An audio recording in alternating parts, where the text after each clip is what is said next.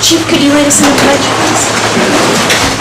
I pledge allegiance to the flag of the United States of America and to the republic for which it stands, one nation, under God, indivisible, with liberty and justice for all. Madam Clerk, would you call the roll, please? Tonight's roll call: Wells. Here. Bosenga. Here. DeMoss. Here. McClure. Here. Casagrande. Here. Calhoun. Here.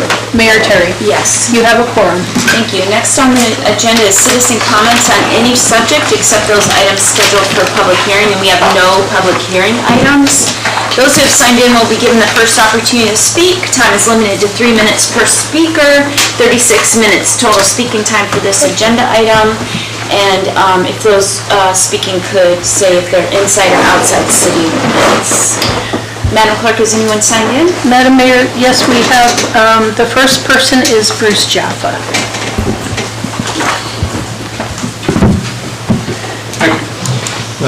Bruce Jaffa, outside city limits. Thank you, Mayor, other members. I have something really simple. In the capital improvement budget, all the projects are good, and you've ranked important projects like safety, and health and development. One thing that's not on there, and I understand the process is not starting tonight, but is the library heat loop. I certainly think that that's a worthy infrastructure project that should be shown. In at least the download that I looked at did not show that. And if it's not on there, or if it is on there, that's great. It could be elevated. It should not be forgotten. That's all I have on that. The other thing is, in a general tone, that the entire state of Alaska, as well as the United States of America, is looking at reducing a carbon footprint in everything we do. The city of Seward needs to think about that in a strong way. Capital projects, every capital project that you look at will start to be evaluated in that sort of thing. As I was just talking before the meeting, nothing is carbon neutral. Even the friendliest project has carbon impacts, but we can work to reduce them. And I encourage you to keep that in your vision. Great, thank you, sir. Has anyone else signed in? Yes, ma'am. Next signed in is Carol Griswold. Carol Griswold, inside city limits. I'd like to advocate for the Two Lakes Park infrastructure. This jewel of a city park has been neglected for most of its existence. The Cliff Trail stairs have been closed off for safety reasons for several years. Instead of snow fencing and warning signs, how about removing the dangerous rebar and tilted stairs and replacing them? People are using them as is, which is a liability to the city. It's a great connection between the main trail and the lagoon. The boardwalks have rotten boards. The bridge over the creek from Second Lake is tilted and unsafe, especially in the winter. The logs supporting the trail along the north shore of First Lake have rotted and rebar is poking through. The trail is not well defined, resulting in many social trails and cut-throughs that turn green to brown. It should be resurfaced with gravel and bordered with wood to better define it, and barriers installed to prevent cut-throughs. Areas prone to flooding need elevated walkways. Marathon Creek entering First Lake frequently floods over its banks, impacting the horseshoe pit and bank vegetation. It needs bank improvements while keeping the spawning salmon and fry in mind. Please budget funds every year for the next 5 years and beyond to take care of this wonderful park. I see the Boardwalk Lagoon is scheduled for evaluation and replacement in 2025. This is very old and a deteriorating structure. I doubt it will even be safe in 3 years. Please accelerate this project.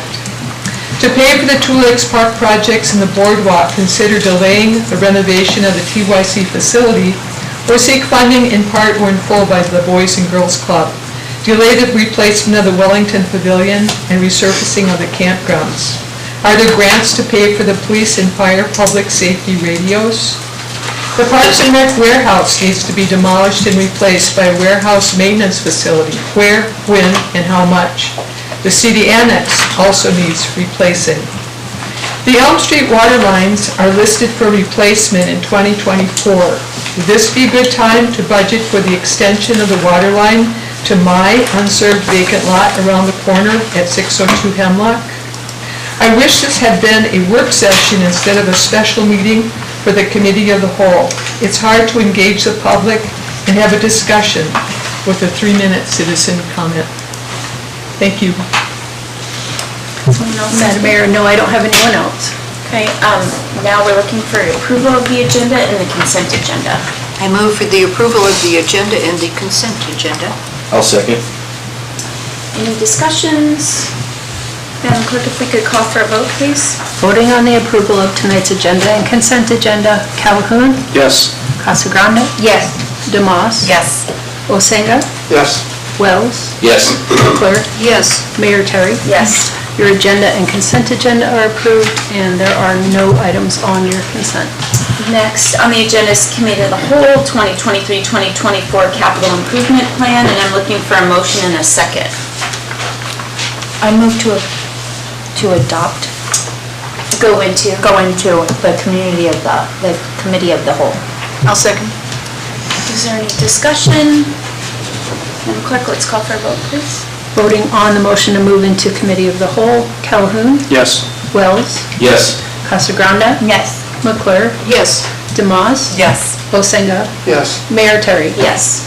Thank you. That motion is approved. You are moving into committee of the whole at 5:37.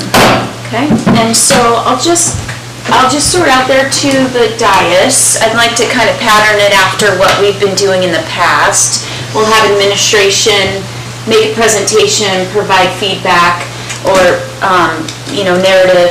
We'll bring it back to the council for questions, some discussion, then I'll turn it over to the public if there's further public comments. And then from there, we'll circle back and see where we're at. Is that acceptable? Thank you.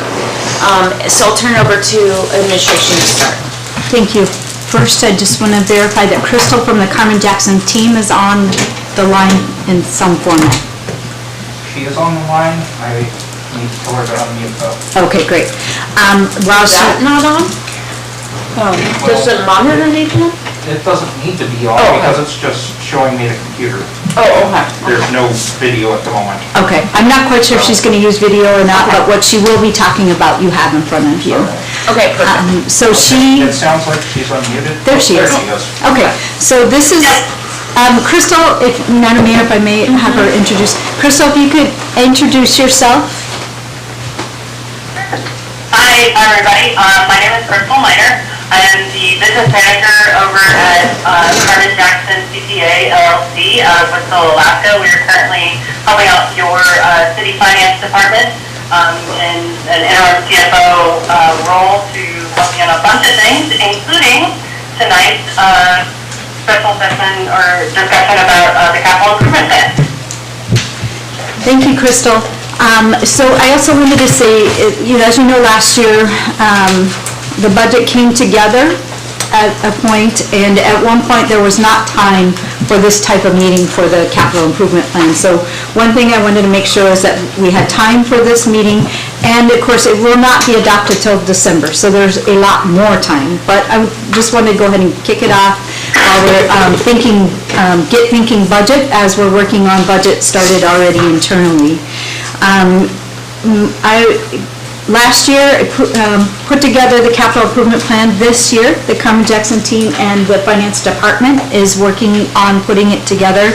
And so thought I would have Crystal first explain the format that's been used and the work that's been put into it, and then each department would explain their project and why they're requesting it, and anything, other questions you may have about it. Okay. Crystal, if you'll explain how we arrived where we are now. Sure. So you guys should have been able to review a copy of, there's essentially 3 different ones. We have one for general fund, one for the enterprise funds, and one for motor pool. And the general funds and the enterprise funds are laid out such that you can see, and remember, this is just the about of how the money is allocated throughout the next 6 years. Because the capital improvement plan is a 6-year plan, even though it's connected to the biennial budget. So we've got it broken out, general funds by division, department, and then enterprise funds, again, by the department, so that each department can have the list of projects that they're expecting in the next 6 years. The dollar amounts are first one for the most part. I'll let the department head elaborate on that. The general fund is pretty straightforward. When you move to the enterprise fund, some of the funds in the department have it split out as far as critical need versus high risk versus moderate risk. Critical being something that's likely to fail in the next 5 years. High risk, 5 to 10 years. Moderate risk, continuous increasing cost to maintain and operate. So that's why it's on the CIP. The motor pool is pretty straightforward in and of itself. Instead of the dollar amount by year, it's just marking out which year they're looking to extend those dollar amounts, and then the total and the forecasted project cost. Any questions about the layout? Any questions? No, thank you, that was good explanation. So, Madam Mayor, as you can see, in the general fund, it starts with Public Works. However, I have sent a schedule to the department heads. I'm hoping the clerk has it in front of her. I'll pull it out from my email. I sent to the department heads to be ready in a certain order. And the first presenter is actually electric. I started with enterprise funds, and then we'll come back to general fund. Thank you, Madam Mayor. I want to start with just a couple of housekeeping items. If you look at the critical projects, the 5th item down, it's currently listed in 2027. That actually should be in 2025 is our goal. And then if you look under the high-risk capital needs, the Gateway Cable project, that also should be moved over to 2025. And then if you're looking at the electric enterprise, we've got 6 projects that are listed. I'm sorry, could you state it again? Which ones are moving to So the first one was the double circuits to Harbor from Yes, Fort Raymond. you got it. That one goes to 2025. And then the next one is the Gateway, which is in the The high doorway risk. cable? Yes. Okay, thank you, sorry. Yeah, no problem. And that one goes to... All right. So, looking at our critical projects, you can see that 5 of the 6 that we have in the critical category are related to the infrastructure project that we're currently, hopefully, getting underway here soon. And the 6th one in that group is the Stony Creek. That is an underground cable. Simply for age, it's time that we replace it, and it's the most pressing we have on our system.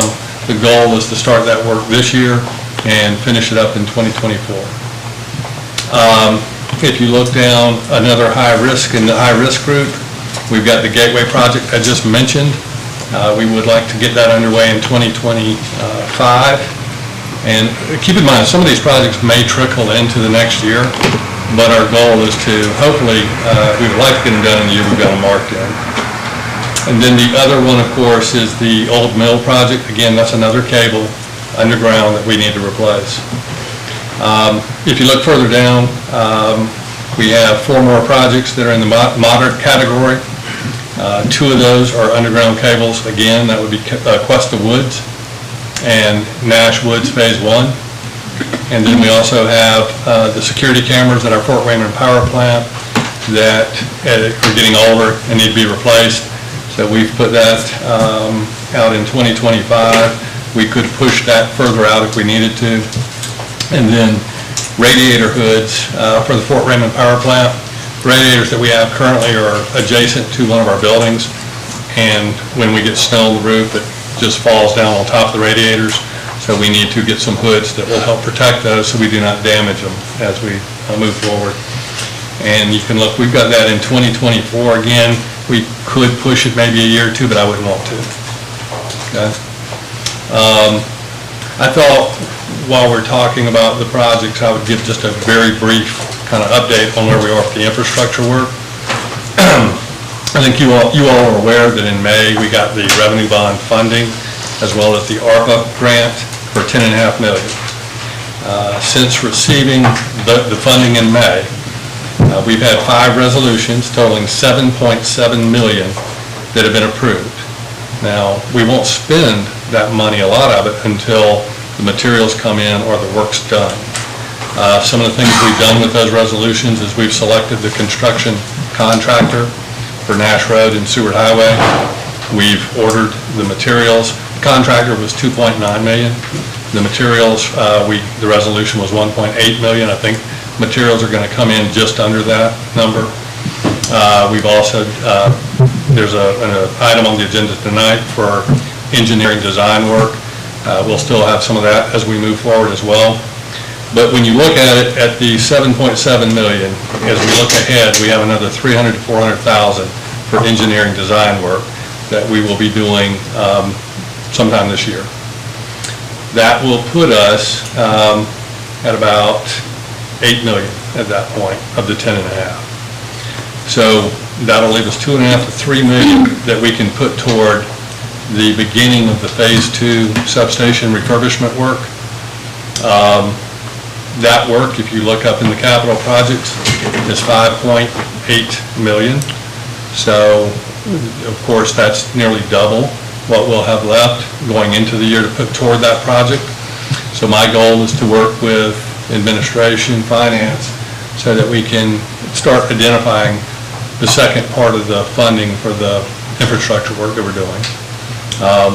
And, you know, when we first started this, we were talking 19 to 20 million. That's still where we're planning to land on the project.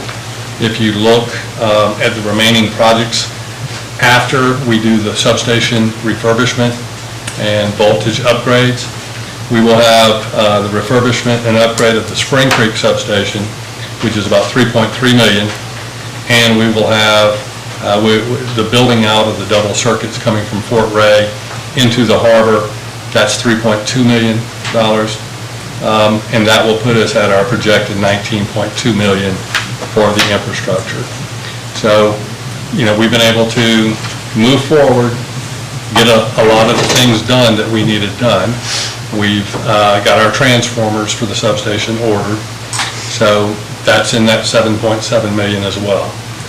So looking ahead, as we get toward the end of this year, early next, my goal would be to have a couple of plans in place for future funding of the infrastructure project.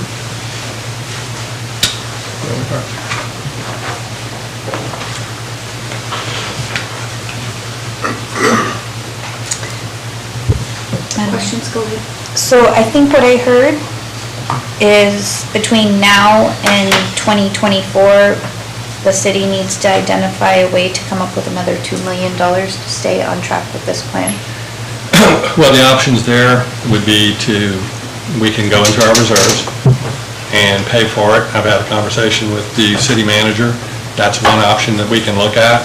We can also look to see if there are any grant opportunities that we may be able to take advantage of. So we may, of course, pursue that as well. That $2 to $2.5 million that we're looking as a shortfall for the substation refurbishment work, that's not as big a concern to me as the bigger funding that we will need as we look to the future work, the Spring Creek substation refurbishment, and building the double circuits into the harbor that we'll need. Do you have a follow-up? Yeah. So I see the Spring Creek substation refurbishment is 3.3. Correct. What was the other one that you were referring to? The double circuits from Fort Raymond into the harbor. What line is that? That will be fifth line down. Oh, the one we moved. I gotcha. Yep. Any other questions for the utility manager?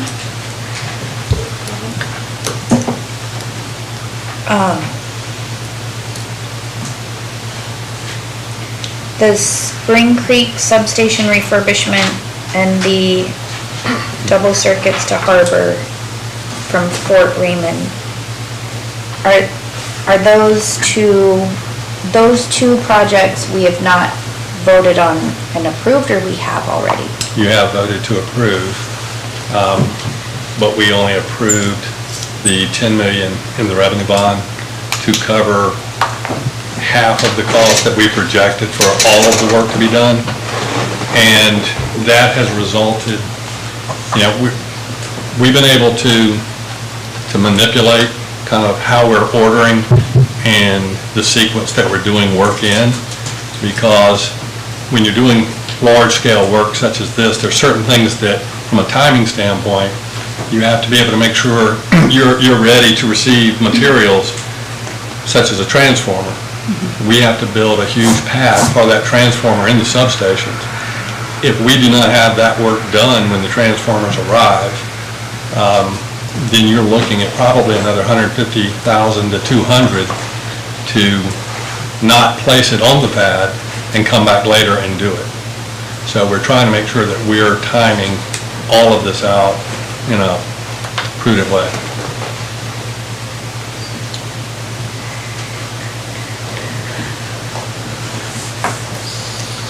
Go ahead. So we're basically good until 2024, when we're gonna have to come up with another $10 million, is that what I? 2024 timeframe, I think, is what we're looking at. I think we have the funding to get us through most of 2023. I may have to go into the enterprise fund for 2 or 3 million to keep things moving. But as we go into 2024, we will need that bigger pot, that bigger budget to finish out the work. To ask a question that I should have known, because I obviously voted on things, but basically what we've done by taking revenue bonds is we've identified that we have enough revenues to pay for what we've already borrowed of the $8 million, correct? So that means that our reserves are going to be getting smaller our reserves are not going to grow like they have been in the past over the next 2 years. Correct. So the only way moving forward that the public should be aware of, if we do decide to do these critical projects, that, correct me if I'm wrong, one is to beef up the system for SMIC and the other is to beef up the system for the cruise ships, is for us to either increase our rates. You said go into reserves, but if the reserves are not growing like they have been in the past, is there any way that Carmen Jackson's team could bring to us our projected growth of our reserves over the next 2 years so that we can see what we're looking at? Or increase our rates significantly? We did not vote on the cruise ship Correct. plug-in, so that's not included in this. Yeah, so right now, we're at the 10.5 million is what we have. Now, we have, council approved moving forward with 10.5 million for the infrastructure project. Now, it was known at that point that there was certain work with substations we were gonna have to do on top of the 10.5 million.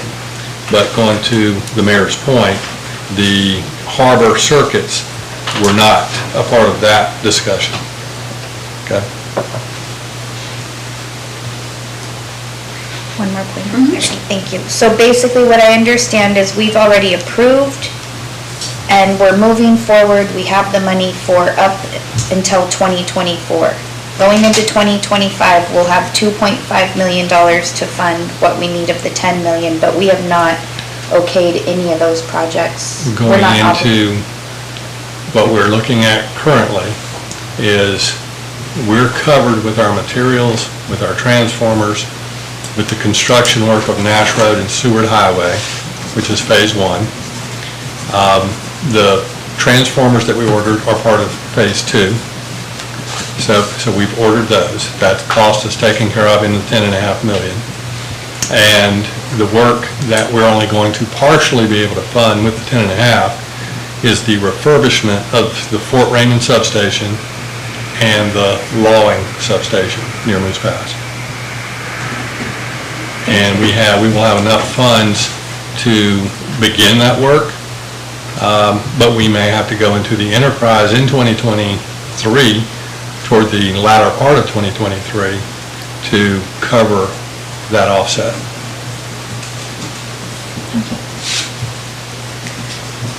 So maybe, since we've talked about those projects that we funded within the bond, maybe you can pull out then what's not funded from the bond that's critical infrastructure. So that's Stony Creek Cable. Yeah, Stony Creek Cable, that's been on the board for a few years. And that, we didn't bond for that. We did not Yeah. bond for that. We did not bond for anything else on the list, Okay, just, okay? So the only thing that you see, the top 5 items on the list are funded by the revenue bond.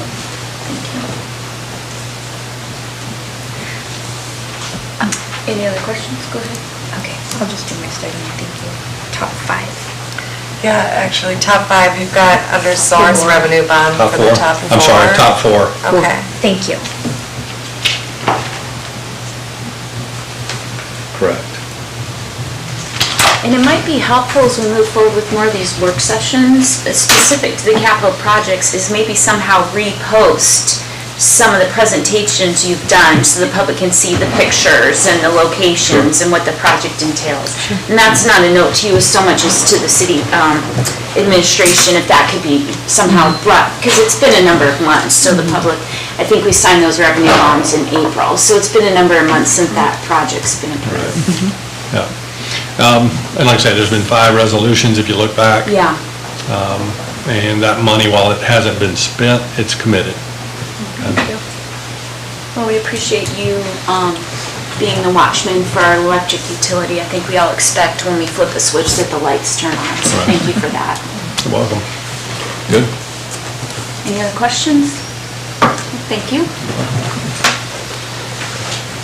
Madam Mayor, next is the harbor master. Hello, Council, citizens.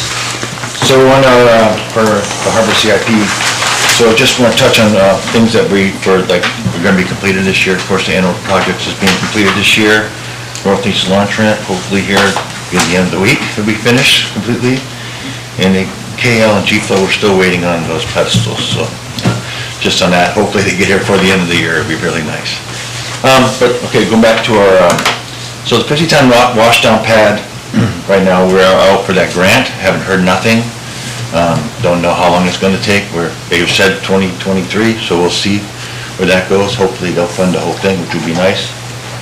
And then on the electric on the X-float, so that, further out 2025, 2026, so that could actually be used with the facility grant program. It could be a 50-50 thing with the state, just filling out paperwork and applying for it. And being, a lower number, it's a possibility that it could happen real easy, so. And then the 5-ton crane and IDOT is finding the funds for that. It would be, it's needed. I know some of the fishermen need it on this side because their boats have to run all the way across the bay to use ours, or they're using sewer fishes. And then the flow extension on Z-float. So some of you might remember when Z-float was built, it was designed to take some lateral, put more floats on it. So that could be done through revenue bond probably, because the revenue you're going to be getting off the slips, that could pay for that, or we can use the facility grant program to help do 50-50 split with that. So that's something that can happen there. And one thing that's not on here, and it's probably should be in later on, I'm not sure of the year, maybe a new harbor master's office. I mean, that one there's from 1966, somewhere's in there, so it probably needs to go away and have a new one. Where? Probably on Harbor Uplands, would be a good spot for it. Hopefully somewhere where you can see You can see the water, it'd be nice. So do you want to, I can stop right there for any harbor questions, and then before we move to SMIC? Go ahead. When are you thinking the 5-ton crane on the IDOC? What's the timeline on that one? So that one there is finding the funding we have, so it's already designed, everything's already ready to go, we just gotta find the money for it, waiting and to see how these projects come out that we're finishing, We should be under budget on GK and outflow. Of course, northeast launch ramp, we know we're not. We were under budget a little bit on the anodes. So that money there can go towards it, just finding the remainder of it. And so I know that Carmen Jackson's team was working on some of the harbor funds to see where some things are at. And I do know, I'll bring up Proudville, Linville, and PAC have supported that project for many, many years. But my question has to do with the electric on Explode. So the vessels that dock on Explode, they have that demand then? Or they want electricity on? So for part of the year, half of the dock is rented or leased by the military rec camp. So they were wanting power. But during the winter, we have tugs and those big boats come in there and they would love power. And some of the barges come in, they're working on the barges. They gotta run generators, so it'd be a nice asset to have power on that dock. Can then I ask the electric utility manager a question? So will some of the upgrades that we're doing and good stewardship of our infrastructure, will it help with allowing electric on that Explode? Like that demand will be fine? Certainly, any work that we do on the infrastructure is going to improve reliability for all of the customers and all of the equipment in town. Great, Okay. thank you. Any other questions? Thank you for that, Norman. Now you'll go over SMIC. Okay, we'll move over to SMIC. So SMIC has come a long way, and a lot of you, if you haven't been over there, need to go over and see how busy it is over there. It's really, I know my staff was actually saying stuff to me today, how still busy they are over there with the boats. Usually they're all in the water, we still have a few coming out, and, so doing a bunch of work. So, some things need to be done over there. So, the additional water service, we're trying to do it, working with the water department to bring water down to that far end of the yard, which there is none right now. So, that's one that can be done next year easy enough. And then the drainage, we've been slowly working on it, and then Doug's guy's been hauling some stuff on the roads to make the roads better, and then trying to define the ditches, so we can hopefully improve that drainage. And then fencing the whole storage area, there's a little bit of a, thieving problem going on everywhere. So they go on the boats later in the evening, in the wintertime, nobody's over there. Fencing it in will be definitely help. So just finding the funding for that over there. What would you do? Would you have a daisy chain lock or a combination lock, or would that include electric gates with badging, or? It'd probably be an electric gate, and then we can issue a badge when the vessel goes into the yard. We have probably 2 openings, because we have to cross over to get, actually, could be 3 openings, because we have to cross over 2 other areas to get to the other private yards. So that's something. Thank you. In additional power stalls, always a power problem. We always run out of spots for power. I know that Luke and now Tony, where Matt was on before, trying to just initialize using the best spaces, trying to move the boats that are not using power to a non-power stall. But come when it's full, everybody wants power. You just can't get everybody power. So it can be, power can be added. I think there's enough already in that one transformer, if I remember right, that we can come down and add more power to that first row. That'd be a big plus. And of course, paving the roads would be nice, just because what happened this past winter with the snow and the ice and all the potholes, paving when the stuff would melted faster, and I think it would have been easier, but, paving is expensive. Look at what the North Dock just happened, it's pretty, the Northeast Launch Ramp, so pretty expensive, but it would improve things over there with the drainage. And of course, finish the North Dock paving. We just had another vessel in there, loading up, can't remember the tonnage of dirt, was going to a village, and they're coming back, so they love the program, and everything's working great. They come in, they set up, they go, 2 days and they were gone. It's like, warpage coming across.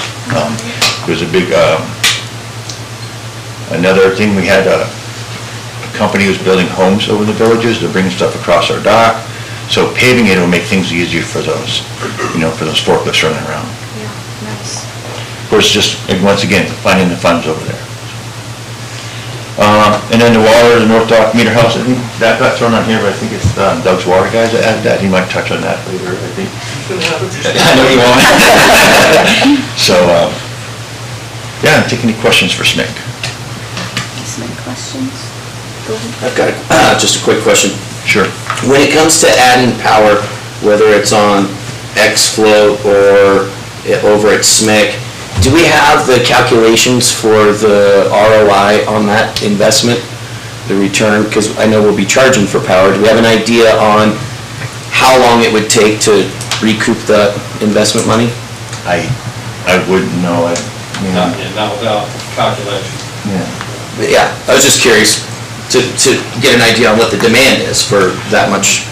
I mean, if we know that there's that much demand, then I would think there'd be a way for us to figure out how long it would take to get our investment back. So a few years back, council voted the very first North, they used the money that came back from Chugach.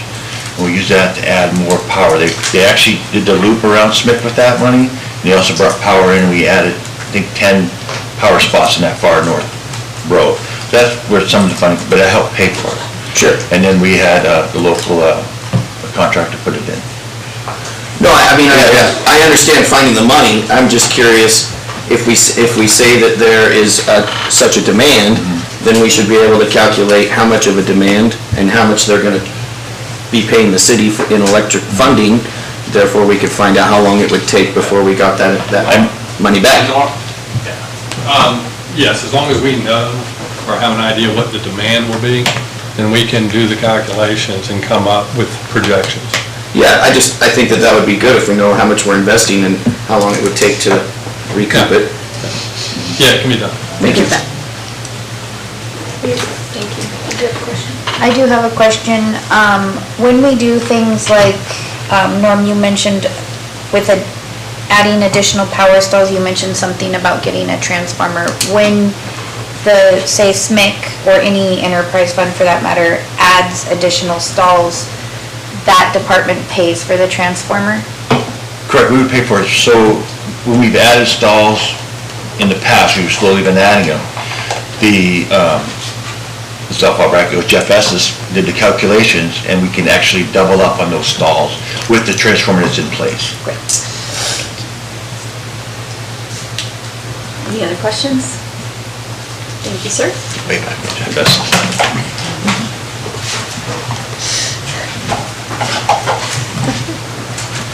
Next is water, and then wastewater. Both in a row, huh?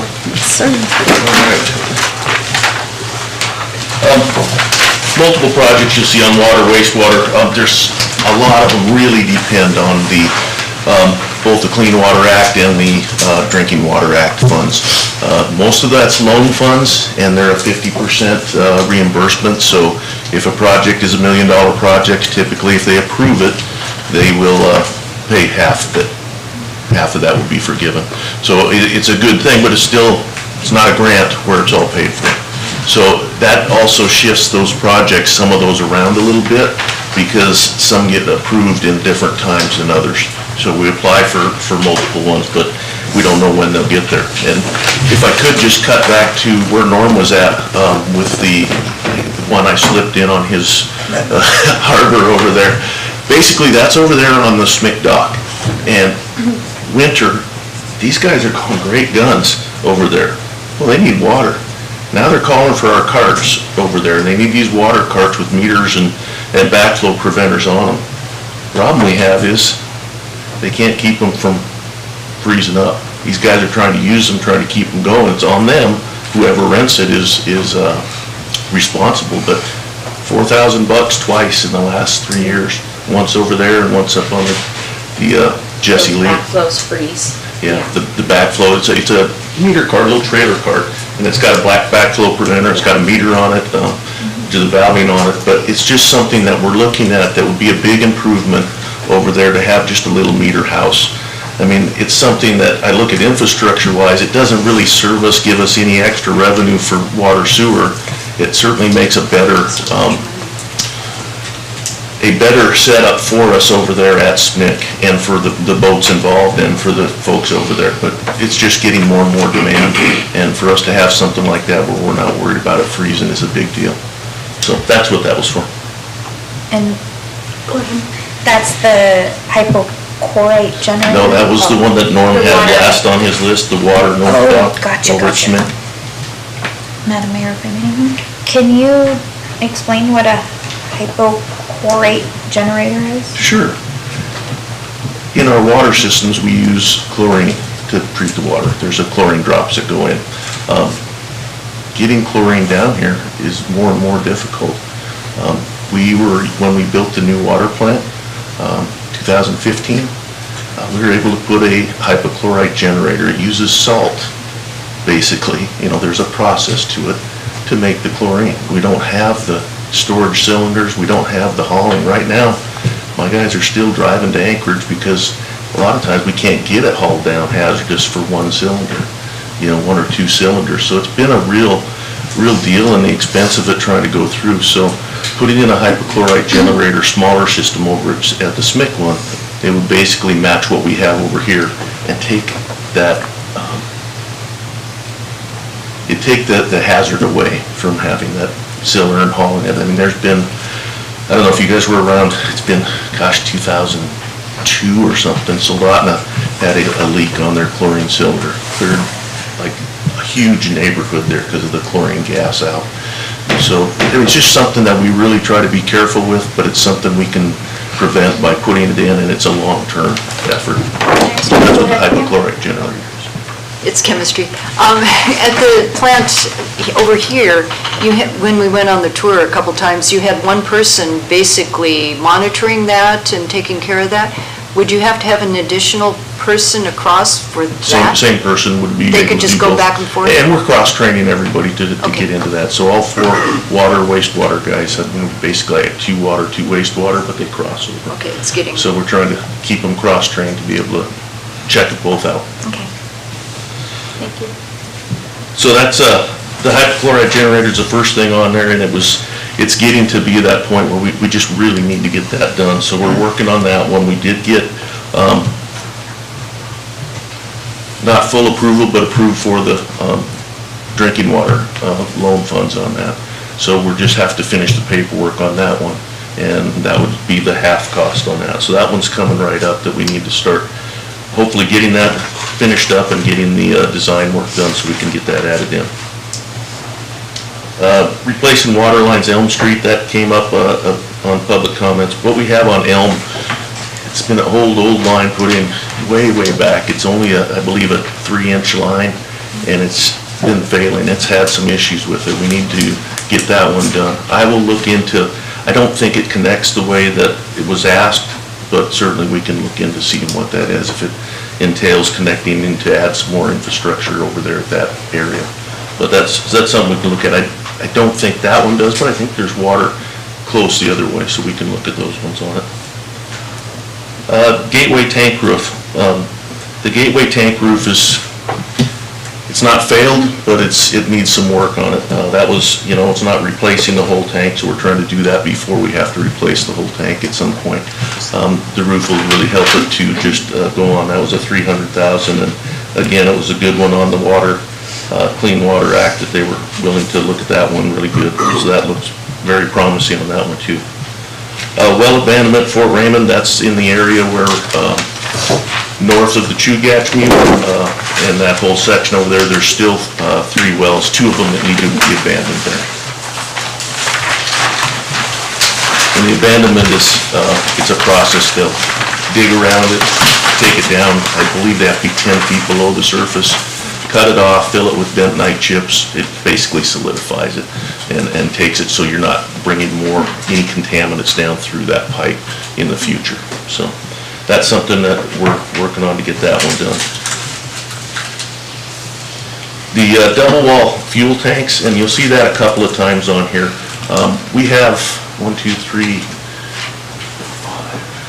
5 or 6 of these 1,000-gallon fuel tanks at our smaller facilities and bigger facilities. It's heating fuel, but they're all the old single wall tanks, and we're getting more and more regulated on where and what and how we've got to get to that point of getting those updated and into the safer double wall tanks. So we're trying to space those and get the worst first and bring in one a year or so as we do those.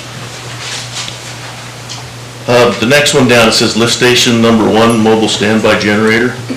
If you look on the wastewater, you'll see that's the top one in the wastewater there. So cross that off of water.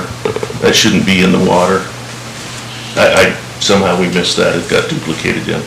So it's the third one down on the second page of water.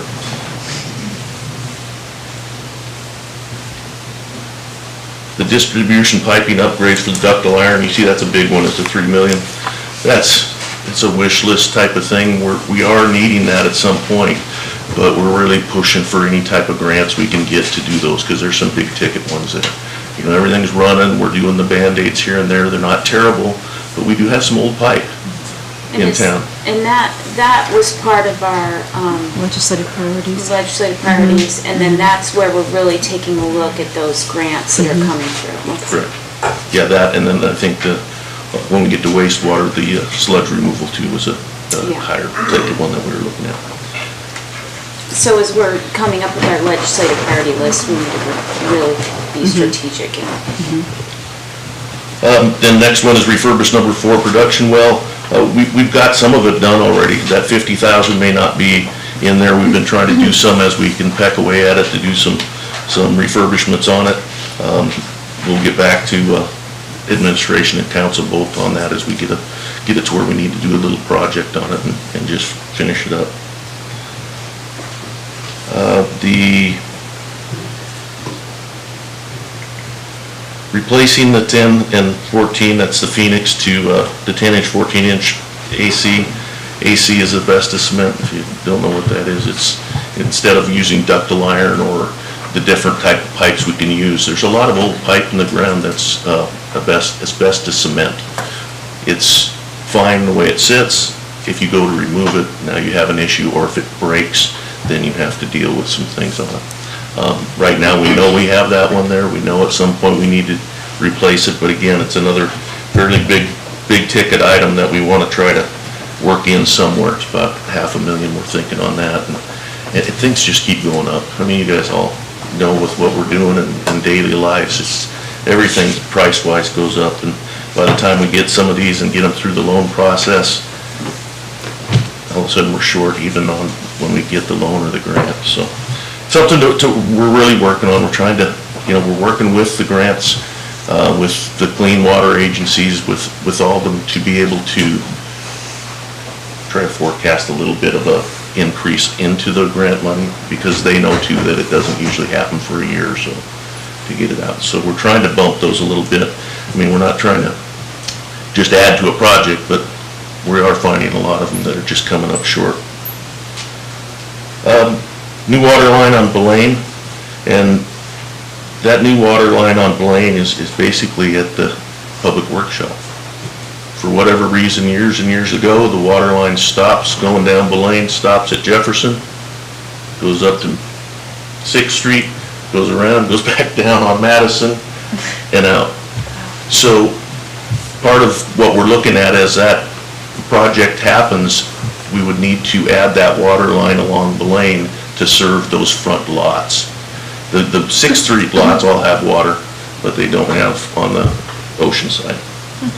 So that's what that one is. Wastewater, here's the mobile standby generator. That's just keeping everything flowing, and when we do have a big outage or an issue, when SMIC went down last year, we sure could have used it over there. We were lucky enough to find a generator and just hook something up to that lift station over there to keep it flowing. So that's what that one is. We've been pushing that in for the last few, but we really should have that for our anytime we have a big hazard. Is there a way to do that out of the motor pool fund? I noticed above it said motor pool fund. Is there a way? I hand wrote motor pool into that, so that's a question. So I think it's worth asking, and one way or the other, we ask which way we can make it done. So, thank you. You go ahead. one thing that, an additional thing that the Carmen Jackson team is looking at is the use of the motor pool, policies that go along with it, and also how it is accounted for. So that's something that they're looking at. Because I think the mobile generator is maybe on a trailer with wheels, so maybe that's how it's. And it's not stuck to one like lift station, it's something you can move around, and even to another department everybody else is running, it's something we can run. So it's definitely a good piece of equipment to have and be able to utilize. So the next one, SMIC piping, bypass and design construction, and it's the first one under high risk. That one really should be under critical. That one's getting to the point that why it was put on there was back 2015 when we did sludge removal. We literally have to pump that whole lagoon in truck after truck after truck after truck and bring it over here. There's not a bypass to, even though DEC allows a bypass for a temporary, there isn't one. So it's something that piping would be a big deal. As that grows over there, it's not on this list, but as things grow over there, that lagoon at some point needs to be doubled. Basically have a wall between, and now you have something similar to what you have here, or different type of system, so you can work out of one and not the other. But that's not in here yet, but something to be thinking about. Is that something we want to put on here? Just for planning purposes, as we're talking about grant funding opportunities? It's definitely something that we have to look at. I mean, as we know with Harbor and the SMIC area, everything growing, we have the JAG just going great. The prison is over there, we have a lot going on. That would Now a subdivision or something goes in. Start building our backup for those potential funds coming out of the feds. Exactly. Yeah. Certainly something we should be looking at, and I'll add that as a thing to get in, just so we have a placeholder if nothing else, but I agree it needs to be a little more than a placeholder. It's something that's coming up that we're gonna have to look at. So, yeah, grant funding, anything we can get sure helps to do some of these projects. Next was the double wall fuel tanks, and I already mentioned those. We're working on replacing those as we go. Manhole refurbishment. If you look around town, 3rd Avenue's a bad one. Most of that's state, but we do our manholes in the state highway for the sewer manholes. They do the storm drains, which they look the same. It's a tough one to look at, but what we've got is a lot of infiltration. And all that is water either coming through the ground and getting through the grout around the pipes on the side, or it's coming through, if you look, there's, for whatever reason, we have a lot of sewer lids that have like a honeycomb holes all through them. Water drains into them. We're just processing that much more water, right? So those are just things that are needs. We need to be replacing those as we go. We are getting the state to do replacement on when they do 0 through 8. So they'll take care of those ones on that project. So that does include storm drains, can we be cognizant about, they do have those storm drains that talk about, have the salmon. I mean, we should, if there's indicators for. Like this flows to the ocean type of thing? Yeah. I mean, I don't know how much more those are, but I believe in our community, we should make that a priority. And if they don't have like a mark on it, there's a lot of places that just have a stencil. You go out and paint it. Yeah, and just to have that. You can paint it on there and have a salmon or a flows to the ocean or however we want to word it, type of thing. That's something as we're painting right there to paint along the storm drain, we can stencil that. It works out pretty good. So yes, we could do that. Sorry, I got a long list. Yeah, great. Most of these ones, as we go down, we had to list some of these just because there's a lot going on with different things, especially out at the lagoon. And we've got some engineering. The SMIC lower lift station, again, we did put that one in there, but that's similar to the adding infrastructure over there at SMIC. And at some point, we're going to need another lift station. We're going to need, depending on where you have it, you only have service basically to JAG and that north end. I think South Central Communications is the last one that's on sewer. None of the others have sewer in there. It's just a lift station above the harbor master, or the harbor's office, their warehouse, and it just a little bit up the road, and it pumps from there. So something we gotta look at. So looking at this list, we've had the engineering evaluation of the sewer lagoon at Lowell Point. And so those projects were identified in that report are now all on this list, is that correct? Yes, those ones are on here, but those ones are something that were identified as an immediate need to, because of what happened last year out there when the air pipe collapsed underground. Knock on wood, I mean, it's been really good this year. The things are working like they should without even adding that, but, you know, we went in to say, here's what we want to do to make this better. And so the first one was the aeration. And the aeration program, between that and the new blowers, I think they're both on here, aeration equipment is down toward the bottom and blowers, are both things we would like to get done out there. And we're working on those bids right now. We've got all the prices for what it would cost to get it here, to do it, but then the last page all of a sudden has a whole page of exclusions that say, here's what we don't do, including all the, basically, most of the work on the thing. They'll come and inspect it and make sure that the connections are right and then get it hooked up. But there was, you know, I think we're about $140,000 to do that aeration, and we're probably doubling that just with the amount of labor and stuff we'd have to hire out to get the rest done. So, but we'll bring that to you. That's something we'll bring to council here pretty soon to just at least give you the numbers and just do a yay or nay or whatever we have to do on that one. The blowers would be something as we get going, and again, be really good to get grants on the blowers. You know, but the sooner we can get those things in, they'd be great, but they're certainly coming in a little bit more than what we had first been told. Sludge removal, all the stuff we've kind of got on here, replacing infrastructure. Madam Mayor, regarding the sludge removal, that was on our legislative priority list, and I did receive an email from the Senator Murkowski's office. We made it past the first hurdle. The senator has selected one of your congressionally directed spending requests for consideration, and it is this project. Great, so that was worth it to meet with her in DC. That's great. Right, big deal, good job. I mean, that's gonna be a huge thing to get that to go through. Then as you work down the water meters and readers, that was up on water and sewer. We just split it between the two because your sewer, when you're on a meter, your sewer is based on your water use. And so that's something as we get through this, hopefully back and get this rate study back on and get it going. But there've been a few things that have happened in the last year around here, you know, with the COVID and all the things going on. It'd be nice to catch back up on some of those. So then below that, the infrastructure, then you got a Fognac, Maple, Hemlock, all those are kind of on a will they or won't they happen in some of the subdivision type of things as you at council get those projects coming through. Some of those would involve, say, a Fognac or Maple Street or wherever that might be. So as those go through, so I didn't really put a year or anything on those. We're just put them in there for you know, I guess there is a year on them, but we just put it in for a good placeholder, hoping some of those will come in. Councilmember Cascarano, did you have a question? Let me see if I can remember. For the water meter auto readers, I'm really happy to see that this is on here. So this is the price to install. Is there going to be an added cost as far as labor for somebody to go out in the field and read those? So this would be an initial project, and the way we were rolling it out at first was to the city buy the meters. So this would be buying the meters, and then roll for the first 6 months or a year, however we did it.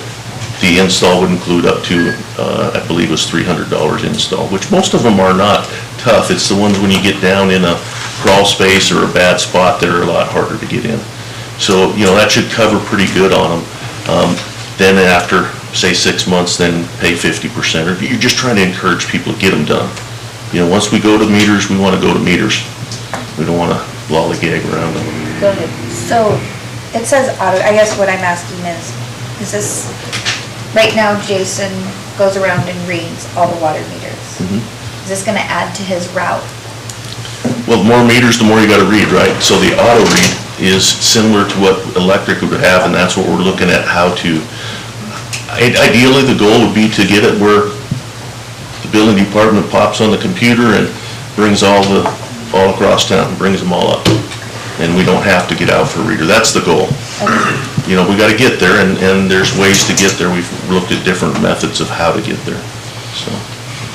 And then you have the old meters. Some of them say, like, the fisheries, got some big pipes going into those. Those are not cheap to put in.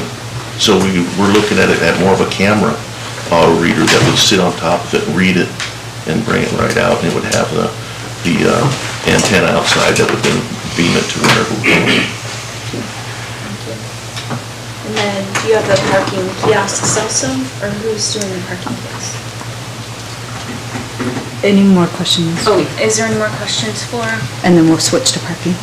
I do. So, assuming a Fognac, Maple, and Hemlock that are on here for wastewater extension, those are very rough, right? So those are more so one of the developers applying for the developer reimbursement program. Okay, so that's just, and then, I know this is probably a typo, but is that in that 500 block of 6th Avenue? Yeah, it says 5,000. Well, that's a different one, actually. The did I write 5,000? Should be 500. Okay, thank you. You're right. That one is just right over the other side of the shop where they tore out the one, 2-plex, 3-plex. There's some issues right there that we got to replace. We did just barely skip over that second to the last. Disinfection required. Within 5 years, DEC is requiring us now to do disinfection. So our permit's just renewed, but in 5 years, we have to have full disinfection, which is a huge deal. And so you're looking at, you know, the 1.5 is probably pretty close. Certainly something we want to be pushing hard for grants and loans, whatever we can get on it. But we got a 5-year window to get that done. So that's all I have, unless you have more questions. Is that something we want to start identifying for Legislative priority. legislative priorities? Yes. Yeah, because it's mandated. Thank you. Yep. Nothing like an unfunded mandate, so we'll get there. Parking kiosks. So if Maggie will come up, yeah, and that, you know, Maggie's been here 2 weeks and has been very, very busy in the time frame that she's been here. So this was a project that was forwarded previously, and quite honestly, we kept it on here, and then we'll have time to reevaluate before you adopt the CIP. So, but more so, Maggie I'm gonna is go ahead here. and do my other, speak to the other Well, stuff. so actually what we're gonna do is if we're done with our if we're done with the enterprise funds, since we're running out of time, we're gonna break and make sure the public has chance to comment on enterprise funds. Okay, great. And then we'll go to general funds, because we wanna make sure there's ample comment. So if there's anyone in the audience that would like to speak to any of the capital improvements with the enterprise funds, if there's any comments. And I don't know if there's people in the hallway. Go ahead. Thank you, Bruce. Bruce Joff, outside city limits. And first of all, I'd like to say I appreciate the caliber of presenters you have today. And you got a good staff. One thing that did strike me, Councilmember Wells mentioned the return of investment. Some of you know that I've sort of multifaceted. I built a business, and I understand investing your own money, sometimes wondering how you'll ever get it back. In private business, it's a little bit different. Public service, return of investment, particularly in the city of Seward, can't be measured strictly on dollars and cents. If the electric utility manager can actually say that an extension costs $100,000 and it'll return $90,000 over a 5-year period or 10-year period, that's not the actual return. The important thing to consider is what would happen if you didn't do it. You've got other communities that are willing to do it. Will they siphon off some of your market? Will there people say, well, I don't want to participate because this is not available? So I'm sure that you're aware in the calculations that it's important to look at the entire picture. Thank you. Is there anyone else who would like to speak to the enterprise funds? Great, thank you. So yeah, let's, are there any final comments from the council regarding the enterprise funds? Thank you. Let's move forward to the general funds. The first one is Public Works, and I think we'll try to move quickly through so we can get all the way down to Parks and Rec on this one, so. Quickly, I heard. Yes, quickly. And most of these aren't really new. I mean, we're looking at the sidewalks and the ADA compliance. Those are big things that we've been pushing through. We'd like to keep the sidewalks on each year, the ADA ramps, and there's always sidewalks going on. But the ADA compliance, and there may be something that might have to change with the library doors too. I'm not sure. I've got in here $100,000 for each year for the next 3 years. That was for 3 doors, for the back door here at City Hall, for the annex door, and for the front library door. So there may be, I'm not sure if you have something different on the library one. But just some of these are things we've been working on. The Public Works, of course, is something that there's a lot of topics on that, trying to get that figured out and done. Hopefully that'll come to fruition. But the other smaller projects, the quarry lighting, the annex boiler, those are all fairly small. The one we've got to look at though is that one out Nash Road, that large dip.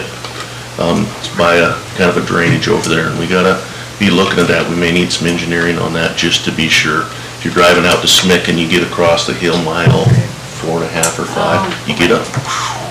And it seems like the pavement's holding. It's not the spot that broke out, but it's that one's something we really need to look at and see what we can do on it.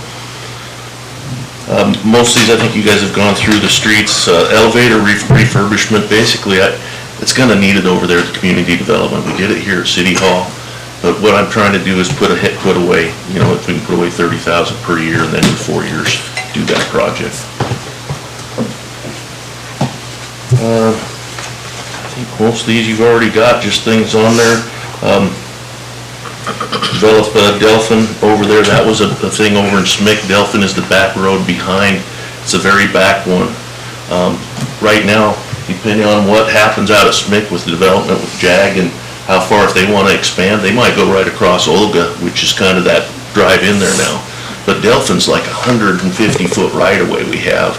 We could really get some good drainage and make something good there, and a lot of that we want to try to do in-house as we work right out of the quarry and use a lot of rock right out of the quarry. So that'd be a really good project. Heat loops listed on here, and that's been talked up a lot, so it's on there, got moved out of the water and moved over to Public Works in general, you gotta have to put a thing somewhere, and there's not a general type one. So that's another big project going on, and obviously there's been a lot of talk about it to go through, so that's all I've got unless somebody's got questions. Question. Go ahead. Paving city streets, does that include alleyways? And is that streets that are already gravel and need to be paved, or like repaved? So no on alleys, as far as this. You have Lear and Alameda. You have the top of doorway, which turns into Olympia up there. That little top that we just didn't make it to that last house. Really kind of a bummer on that last one. But a few small ones like that. They're not huge projects, but they're certainly something we're looked at. We also have Betty Cato that goes to the prison, just pretty much falling apart out there. And then the other one would be, like Norm had mentioned, the harbor roads, which are more of a city lot than a road over there. But if we're gonna be doing a project, Jellison that goes up to the wastewater and goes up to the quarry, that's another big traffic road that gets a lot of maintenance on it. So this amount doesn't include all of those, though? No, it's a start. Yeah, I would just like to see drainage improvements and potentially paving in alleyways. Just there's so much more business happening in the alleyways over the last few years especially. And I don't know if that's something that we could work in or... I'd like working through those alleys. Right now, they're one of our problem childs, right? Yeah. They get encroached in big. Right. From a lot of folks, and whether it's businesses or homeowners or whatever, there's so much more that keeps coming out. It's only 20 feet wide. And power poles take up 2 foot of it, and now you got, you know, the different garbage cans and abutments people are pushing out, so, but I'm all for trying to do something with it. Yeah. Make it a little better. Probably a larger discussion, but thanks. Does this include Brownell Street? It didn't include it on there. That's kind of a tough one. Another one, 20 foot, it's an alley. Brownell got renamed after it was an alley. I'd love to see us do something with that end of it. Right now, it's been maintained mainly at the top portion by the Bear Mountain. Yeah, by Bear Mountain. They do most of the plowing and all that. They hire that out. So that end where you just get past that, it's been neglected for quite a while. You know, we'll go in and try to reshape it, but all that water comes off all Just those washes it out. paved and just, so yeah, it'd be nice to do something, but it almost might need a curb just to keep the water going so it doesn't cut it out. Yep. Any other questions? Thank you. We'll go. Mayor, if I may, real quick, the $8 million for the public works construction, it says general fund, have we already identified, I mean, 2023 is in months. We haven't identified, is there any way that the Carmen Jackson team can identify how that would be funded, or? It'd be definitely by a bond. We have no other funds for that. So, because it will be general fund, we do not have that in reserve, so it'd be by bond. And keep in mind too, it isn't been fully approved by council. It was put on the list as something that we've been working on, and it will definitely come back before you. As a bond? As for approval with, you know, the concept and everything else before you. And part of that will be identification of funds. Well, we're gonna have 10 more minutes, and I'm gonna open it up again to the public, so go ahead. It's okay, go ahead. Library is next.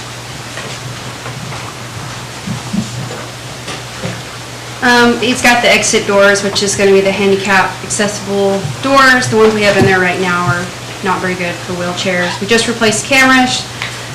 Staff computers will need to be replaced in 2024. Page computers won't be needed till 2027, because we just replaced those with grants. The library plumbing and the ventilation, we currently have to have the ventilation off for my office and for the research room due to exhaust being filtered back into my office. So, and then it's also in the research room and that the public has to inhale. So we have no heat or going in there all year long, so we don't have to inhale it. And then, so that needs to be replaced. We also have quite a bit of plumbing leaks in the building. They just keep kind of popping up. And the other one is roof leaks. Long identified what they thought was coming from the roof. I think differently. And then we need to look at replacing the lights, updating the alarm system, and eventually doing a key card system, which isn't on there. So yeah, that is all the stuff on mine, unless I'm missing anything. Thank you. Any questions for the library? Go ahead. It also says City Hall, so would this be, I know forever we had wrapping City Hall, the exterior insulating this, is that kind of gone away? We do not have it on the list at this time. Okay. I'll take a look at that. Any questions for the library director? Thank you. Next is MIS, and Dustin couldn't be here tonight, but he sent me some bullet points and regarding the city phone system, that it's past its current life of 7 to 8 years, and we do keep having failures with it. The parts are becoming harder to find, as we all know. The phone's a critical piece of infrastructure and supports all city departments and includes all phones for all offices and does not include the 911 system. That's by the done by the borough. Installed and maintained by Telalaska. Newer systems offer more integration with newer technologies, Teams, Zoom, soft phones for remote working, and estimated cost includes an upgrade of all necessary network equipment for the phone system. I do want to, oh, there it is, yeah, okay. This is the PowerPoint, these are the information that he sent me, and any questions then he can ask. So that's I can get- that's comprehensive, a total, Mhm. okay. Any questions? Thank you. This is fire. Fire and police, so I'm not quite sure how you two want to take it. Madam Mayor, Council, I'll try to be brief. There's two more department heads that need to speak. Please feel free to give us a call, come by the office so we can explain this in more detail when we have more time concerning all the public safety upgrades.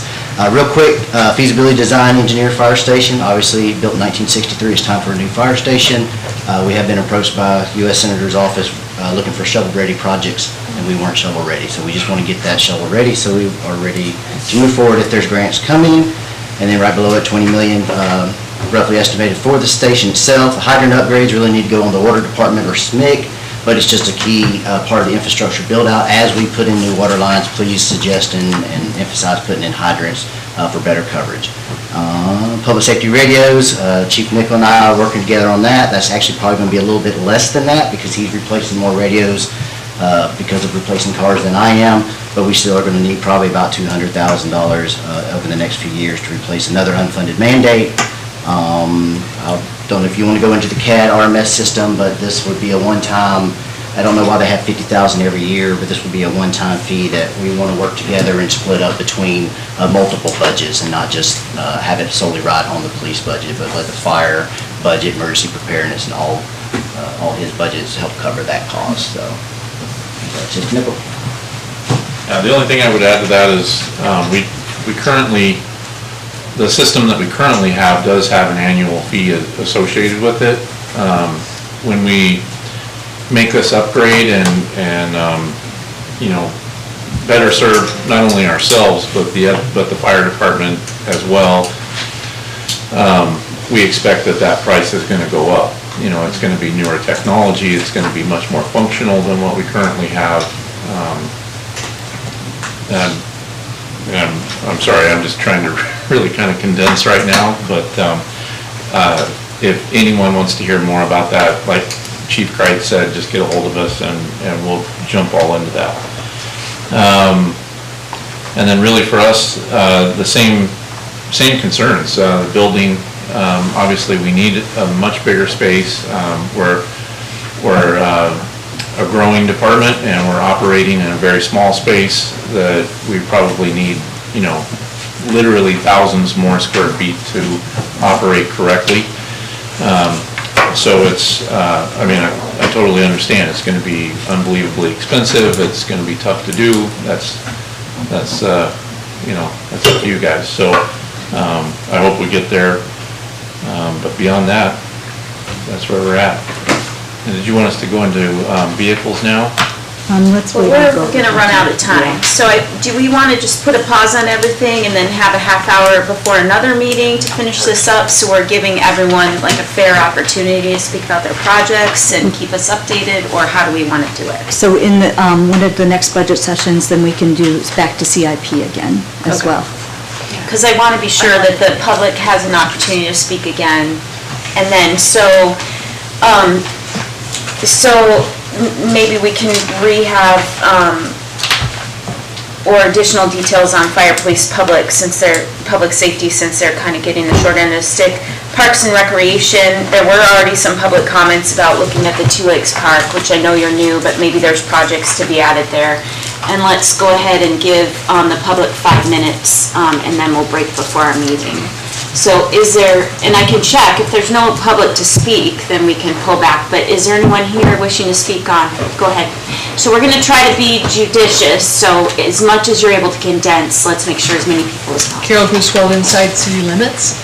I'd like to advocate also for Spring Creek Campground to have restrooms. So as you are developing SMIC, there's of course the sewer line goes right past it in the public easement, and the water line is really close. So I think we need public restrooms over there, and that would be an opportunity to provide public restrooms on the east side of the bay in a public campground and park. So just keep that in mind as we develop the system over there. Thank you. Great, thank you. Is there anyone else wishing to speak during this committee of the whole portion? Go ahead. If I can just do one housekeeping on Public Works under 2024, the heat loop funding was not added into the bottom cells of the total. Okay, thank you. Yep.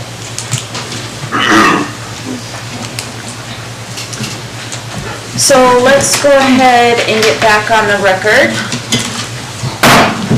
So we still have a couple items on the agenda. Now we have the official citizen comments outside of the committee of the whole. So the committee of the whole is a work session portion of our meeting, but now if there's folks that would like to make citizen comments, we don't have it noted, the time limit on that, but we could say at least 3 minutes, 5 minutes. So is there anyone wishing to speak under citizen comments? Seeing none, council administration comments and responses to comments, so I'll turn it over to administration. Thank you, Madam Mayor. We will have CIP back before you at a future budget work meeting, and also as Police and Fire expressed, reach out to them with questions that they would be happy to meet with you. And then Parks and Rec, of course, we'll have before you at a later time. And vehicles. And motor. Okay, so let's go to council comments. Councilman Velez? No comment. Right now. Thank you so much. Thank you to all the department heads for everything. Nothing. Just good presentations, thank you. Yeah. Thanks for everyone's hard work, and so if there's questions from this work session, special meeting, let's make sure to get them to administration as they're compiling things for the budget, and as we're getting this together. So that, we ended up a little bit earlier, but gives everyone a break, and so I will go ahead and adjourn.